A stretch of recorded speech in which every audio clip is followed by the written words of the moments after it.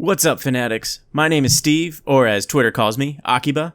Now, growing up, I liked Dragon Ball Z. Still do. But as a kid on Toonami, they kept showing the same sagas of DBZ over and over because they either couldn't get the rights or the translations for further episodes. After watching them defeat the Ginyu Force and restart on Reddits for the third time, I got frustrated and remember being more interested in the predecessor, Dragon Ball. But with the prequel series and the endless repetition of the first half of Dragon Ball Z, I grew to pay attention to more than just Goku. There are actually a lot of powerful characters in the Dragon Ball mythos that nobody seems to realize are actually strong. I love Dragon Ball Z Abridged, but they also doubled down on this whole notion of if you ain't Goku, you ain't. Let's be honest. If Goku wasn't around, yeah, Z-Land would probably be in a lot of trouble. But comparing people like Krillin to that one wimpy kid in your karate class is hardly fair. Krillin could kick you in the Dragon Balls. Speaking of which, here's my top 5 underrated Dragon Ball Z characters in no particular order. Number 5, Krillin. Like I said, there's no hierarchy in this list because we could debate it all day. But don't let that stop you. Let me know what order you put these fighters in.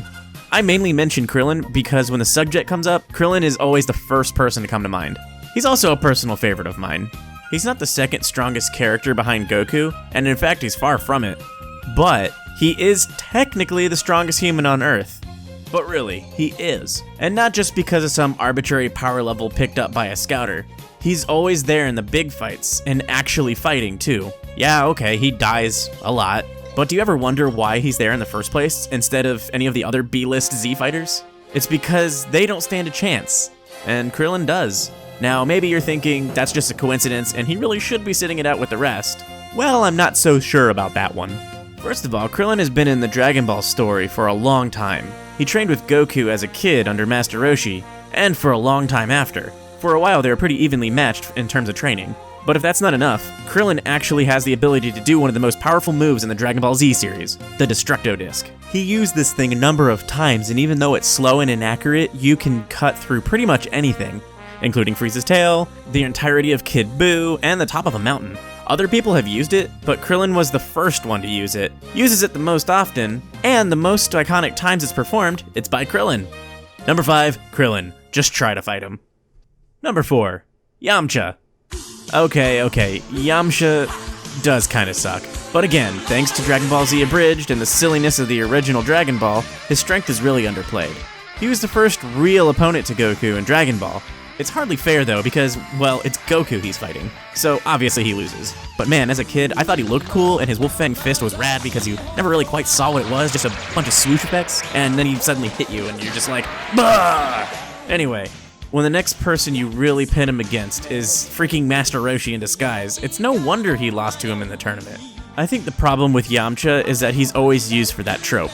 You know, oh man, look at this guy, he's so cool and confident, and he's got all these scars, and oh, that hair, look at that hair, he's totally gonna, oh. Not to mention he gets his girlfriend stolen from Vegeta, and it's like, not even mentioned. Maybe Yamcha's just on this list because I feel bad for him. Let's just leave him in the realm of what could have been and just move on. Sorry, Yamcha. Number 3, Master Roshi. Master Roshi is a badass.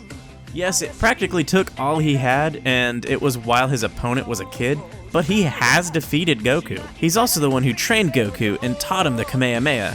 The first time the Kamehameha was shown, Master Roshi was trying to put out a fire on Ox King's mountain. He ended up obliterating the mountain by accident. Whoops, sorry about that. Being Goku's master, he had to end up on this list. Plus, what old man do you know that can go from this to this? Number 2. Tianshan. Tien, much like Piccolo, is a story of redemption. He starts off as a cold-hearted bad guy trained by Master Roshi's rival and nemesis, Master Shen. He actually plans to kill Goku when they first met at the World Tournament, but he later changes his mind, disagreeing with his master's ways, and goes all kung fu movie by going into seclusion to train by himself. While Yamcha and Krillin are always fighting with emotion to defend their friends, Tien is always striving to become more powerful. Perhaps if the show weren't so Goku-focused, we could see more of Tien growing in power. He has a bunch of pretty cool powers, including the Dodon Ray, which is a counter to the Kamehameha, the Four Witches technique where he grows 4 arms, and of course his Tri-Beam, which is basically making a key triangle of death. He actually killed 50 Frieza soldiers with one trident. He's definitely not someone to mess with. I mean, look at how they draw him. He is the broadside of a barn. If giving the narrative opportunity, I'd be willing to bet that he could have been so much more. At least in terms of non-world ending fights that, Goku tends to get into. Number 1. Mr. Satan / Hercule. That's right. I put the showboating weakling who can't even use ki on this list. While all the other Z fighters were off, saving the galaxy, Mr. Satan was back on Earth mopping up the World Martial Arts Tournament for, 8 years?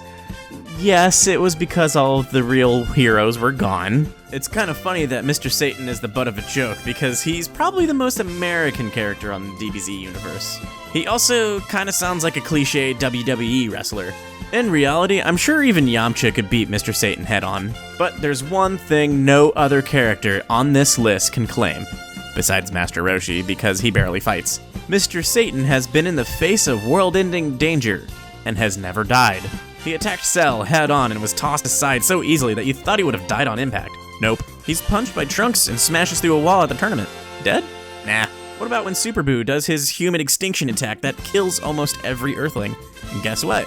He's one of the 3 that survives. Last but not least, he survives a full-on kick from Omega Shenron, which is believed to have killed any other non-Saiyan Z warrior. What's Mr. Satan's secret? Well, most of his not dying abilities is probably chalked up to luck, but this is a list of underrated characters, and the guy everyone rolls their eyes at actually survives some pretty crazy encounters, so he's staying.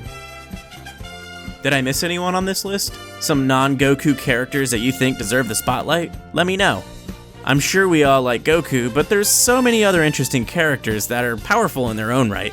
Let me know your favorites, and I'll see you next time.